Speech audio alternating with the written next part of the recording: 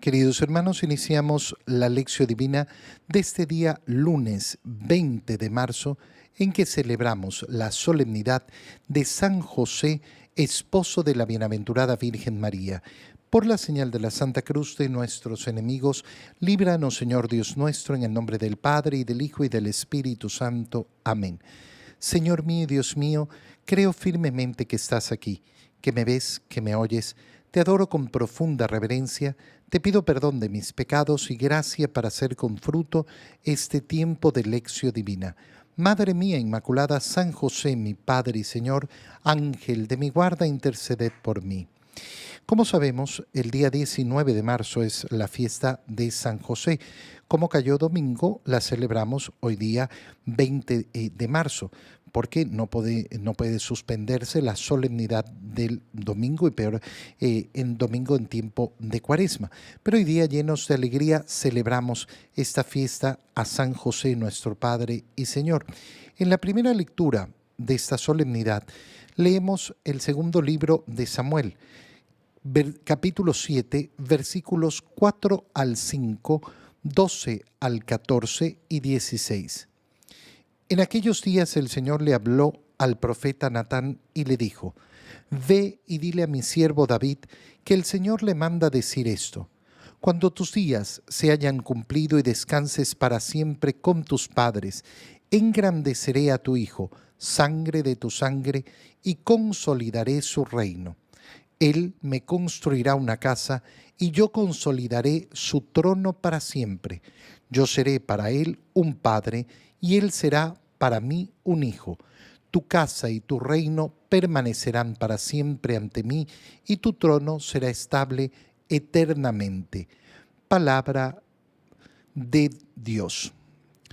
La primera lectura en esta solemnidad de San José nos recuerda aquella promesa realizada por el Señor al rey David, en la cual lo que le ha prometido es justamente cómo de su descendencia saldrá un rey que tendrá un reinado estable para siempre. ¿Por qué leemos esta lectura en la celebración de San José? Porque es a través de San José que se ha cumplido esta profecía. Jesucristo, al ser hijo de José, hijo adoptivo, tiene todas las prerrogativas legales que le pertenecen a José. Esto es sumamente importante porque a veces uno puede pensar, bueno, pero José no era el papá, no, era el padre adoptivo. Y hay que recordar que legalmente no hay ninguna diferencia. Pero no era el padre biológico, pero se llama padre adoptivo. Cuando una persona adopta un hijo, adopta todo el ser de ese hijo y es su padre y es su hijo. Y por tanto tiene todos los derechos que le corresponden a cualquier hijo, siendo hijo natural o hijo adoptivo. Y entonces es importantísimo ver justamente cómo esta promesa del Señor se ha cumplido en José, se ha cumplido lógicamente en Jesús, pero a través de esa línea davídica. ¿Qué es lo que le manda decirle a David al profeta Natán? Cuando tus días se hayan cumplido y descanses para siempre con tus padres, engrandeceré a tu hijo, sangre de tu sangre, y consolidaré su reino. Hay quienes aseguran que María también era de la línea davídica, pero eso no lo sabemos por la vía bíblica. Entonces no lo podemos afirmar de una manera tajante, pero la disposición de lo que aparece en la profecía se cumple efectivamente a través de José. Cuando dice sangre de tu sangre, es porque la sangre no involucra simplemente el aspecto biológico, sino que, como decimos, es una unión absoluta y total entre el Padre y el Hijo. Es hijo, aunque sea adoptivo, tiene todas las prerrogativas, todos los derechos de un hijo. Él me construirá una casa y yo consolidaré su trono para siempre. Aquí hay una doble función porque habla efectivamente de lo que va a suceder con Salomón, el hijo de David, que le construirá una casa. Pero hay una referencia también más allá. Recuerda que siempre las profecías tienen un cumplimiento inmediato y un cumplimiento más mediato, es decir, más lejano. Por eso no es raro encontrar en las profecías una doble dimensión e incluso una triple dimensión de acuerdo a la profecía de la cual se está hablando. Yo seré para él un padre y él será para mí un hijo. Es decir, que se está anunciando además cómo, a pesar de ser hijo de David, será hijo de Dios. Tendrá una relación con Dios muy distinta a lo que podemos esperar. Será para mí un hijo. Esto no es una condición que vemos en el Antiguo Testamento.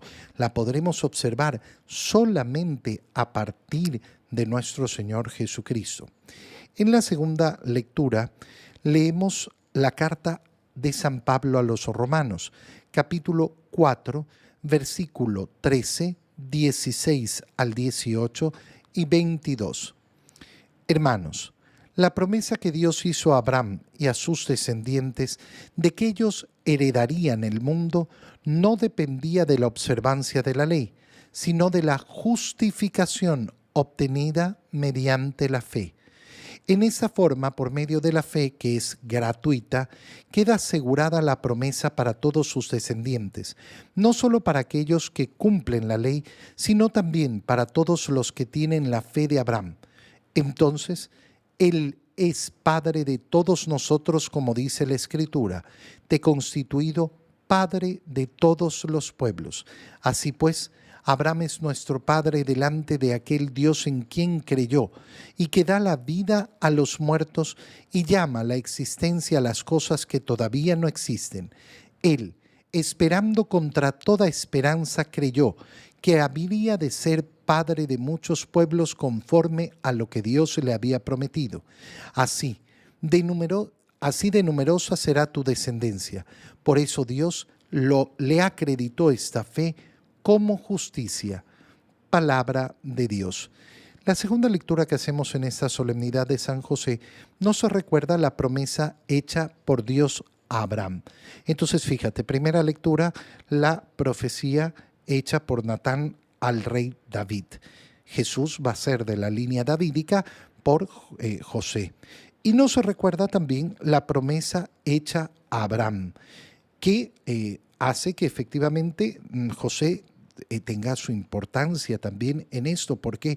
Porque José es efectivamente hijo de Abraham, en el sentido de que es judío, es decir, que pertenece a la descendencia de Abraham, igual que María, igual que ella.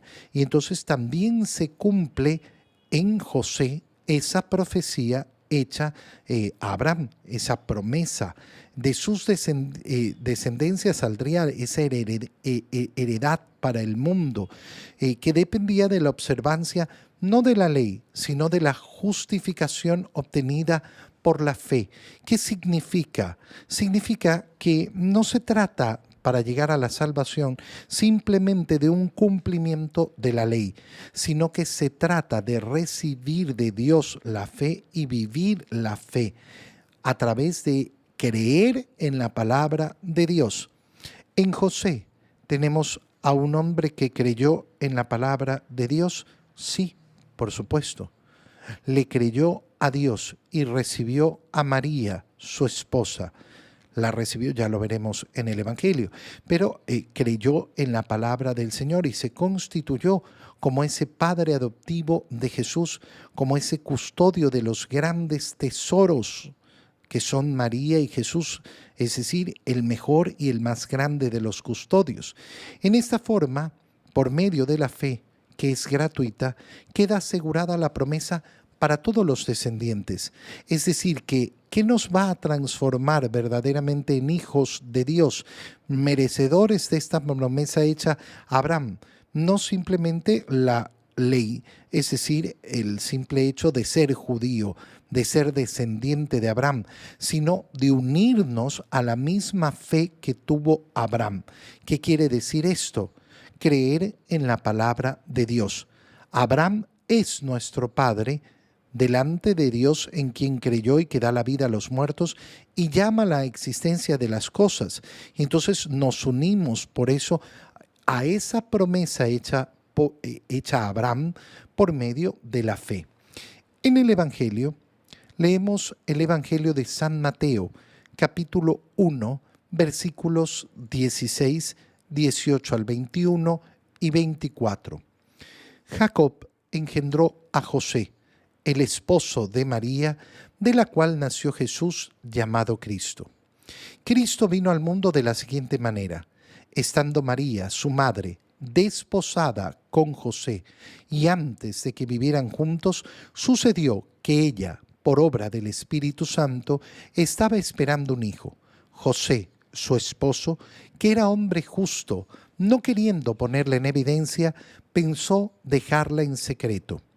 Mientras pensaba en estas cosas, un ángel del Señor le dijo en sueños: José, hijo de David, no dudes en recibir en tu casa a María, tu esposa, porque ella ha concebido por obra del Espíritu Santo. Dará a luz un hijo y tú le pondrás el nombre de Jesús, porque él salvará a su pueblo de sus pecados. Cuando José despertó de aquel sueño, hizo lo que le había mandado el ángel del Señor. Palabra del Señor. Leemos en esta solemnidad de San José el capítulo 1 de San Mateo, donde se nos presenta justamente esa concepción de nuestro Señor Jesucristo de un modo virginal en María. Pero el Evangelio de San Mateo nos lo presenta justamente desde la línea de José. ¿Cómo inicia el Evangelio de San Mateo? Inicia con la genealogía de Jesús y parte justamente de Abraham hasta llegar a Jacob. Y es la parte que hemos leído. Jacob engendró a José. Y aquí viene la primera parte preciosa del Evangelio que acabamos de leer, porque la solemnidad de hoy es la solemnidad de San José. No, no es la solemnidad de San José. Es la solemnidad de San José, el casto esposo de la bienaventurada Virgen María. Es decir, hoy celebramos a San José, el esposo de María. No te vayas a olvidar de esta parte, porque quitar esta parte es quitar una parte esencial de esta solemnidad. Celebramos a José como esposo de María. ¿Y por qué hacemos esto? Porque en las breves líneas que hemos leído, una y otra vez encontramos o repetido, ¿quién es José? José es el esposo de María. Fíjate bien, Jacob engendró a José, el esposo de María. Y después empieza la narración de cómo vino al mundo Jesús. María, su madre, estaba desposada con José. Nos vuelven a mencionar esa condición de esposos. Ella queda embarazada. Y de nuevo, tercera vez, José, su esposo. Qué impresionante que una y otra vez nos los vayan mencionando. Pero no basta con eso. Viene una cuarta vez. ¿Por qué? Porque mientras duerme José, se aparece el ángel en sueños y que le dice: no temas recibir en tu casa a María, tu esposa. Y José, al despertar de aquel sueño, hizo lo que había mandado el ángel del Señor y recibió a María, su esposa. Es decir, en poquísimas líneas, en poquísimos versículos, desde el 19 hasta el 25, desde el 16 hasta el 25, es decir, menos de 10 versículos, tenemos 5 veces mencionado que José y María son esposos. Fíjate qué fuerza que le da el Evangelio a esta relación de los esposos, José y María. Por eso es que la Iglesia no puede sino hoy día celebrar ese matrimonio de José y María. Cuando una persona piensa equivocadamente que María quedó embarazada mientras era novia de José, bueno, ¿no leíste las Escrituras? Lamentablemente lo tuyo es no haber leído nunca las Escrituras, porque nosotros a través de las Escrituras no conocemos a María y a José como novios, los conocemos como esposos. Jacob engendró a José, el esposo de María, de la cual nació Cristo. ¿Cómo vino Cristo al mundo? María, su madre, estaba desposada con José. Y antes de que vivieran juntos, ¿qué significa antes de que vivieran juntos? No significa antes de que tuvieran relaciones, porque muy bien hubieran podido tener relaciones.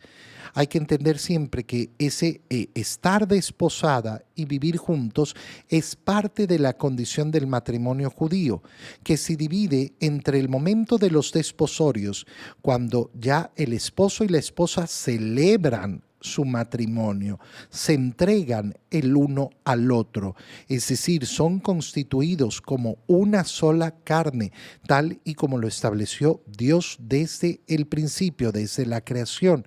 Por eso el hombre deja a su padre y a su madre y se une a su mujer y son los dos una sola carne. Desde el momento del desposorio son esposos, pero ocurría un espacio de tiempo que variaba, dependía, para la segunda parte de la boda, que era la entrada de la esposa en la casa del esposo. ¿Qué significaba esto? Significaba cumplir la palabra del Señor. Por eso el hombre deja a su padre y a su madre. El hombre tiene que proveer con esa casa donde va a recibir a su esposa. Mientras la construye, viven separados. ¿Podían tener relaciones? Sí, claro, podían tener relaciones porque ya eran esposos. Y por eso podía ocurrir perfectamente que la esposa al momento de entrar a la casa del esposo ya estuviera embarazada o incluso en algunos casos ya tuviera hijos.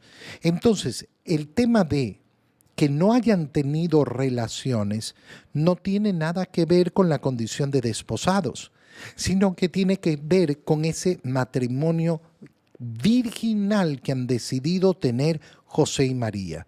Esto lo leemos en el Evangelio de San Lucas. Es maravilloso darnos cuenta de esto, es decir, que María y José han decidido casarse, pero a la vez han prometido mantener en ese matrimonio una castidad absoluta. Y por eso el Evangelio de San Mateo nos dice, antes de que vivieran juntos sucedió que ella, no por obra de José, sino por obra del Espíritu Santo, estaba esperando un hijo. ¿A quién se lo comunica María? A José, a su esposo, obviamente, y vemos entonces cómo José, que era un hombre justo, no queriendo ponerla en evidencia, pensó dejarla en secreto. Aquí es donde encontramos la profundidad de la persona de José. ¿Por qué? Porque ¿qué significaba ponerla en evidencia? Significaba decir, María está esperando un hijo que no es mío. Decir eso significaba decir que María había sido adúltera, es decir, que había estado con otro hombre, y por tanto exponerla a una infamia, exponerla a que fuera apedreada como adúltera. José sabe que María no ha sido adúltera. Si está embarazada, es efectivamente por un misterio que él no logra comprender y que no tiene instrucciones de parte de Dios para intervenir en el asunto. Y por tanto, medita qué es lo que tiene que hacer. Y lo que piensa es dejarla en secreto. Pero dejarla en secreto significaba no solo salvar a María, sino que él asumía el ser el infame. ¿Por qué? Porque él se iba a convertir en el esposo que dejó embarazada a su esposa y después la abandonó. No hay hombre más miserable que aquel que no se hace cargo de su mujer embarazada, de aquel que traiciona, de aquel que abandona a su mujer embarazada. Bueno, José prefería que pensaran eso de él, que el mundo lo juzgara como eso, antes que echar una responsabilidad a María. Mientras piensa en estas cosas, el ángel le dice en sueños, José, no dudes en recibir a tu esposa. Mira cómo le vuelve a decir el ángel, es tu esposa. Ella dará a luz un hijo que ha sido concebido por obra del Espíritu Santo, pero tú le pondrás el nombre de Jesús. Qué bella forma de decirle, tú, José, eres el Padre. Qué precioso es saber que cuando nosotros nos acercamos con devoción a San José, nos acercamos con devoción a aquel que nuestro Señor Jesucristo, el Verbo eterno de Dios, hecho hombre, ha llamado papá en este mundo. Te doy gracias, Dios mío, por los buenos propósitos, afectos e inspiraciones que me has comunicado en este tiempo de lección divina. Te pido ayuda para ponerlos por obra. Madre mía Inmaculada, San José, mi Padre y Señor, Ángel de mi guarda, interceded por mí. María, Madre de la Iglesia, ruega por nosotros. San José, ruega por nosotros. Queridos hermanos, una feliz solemnidad de San José para todos.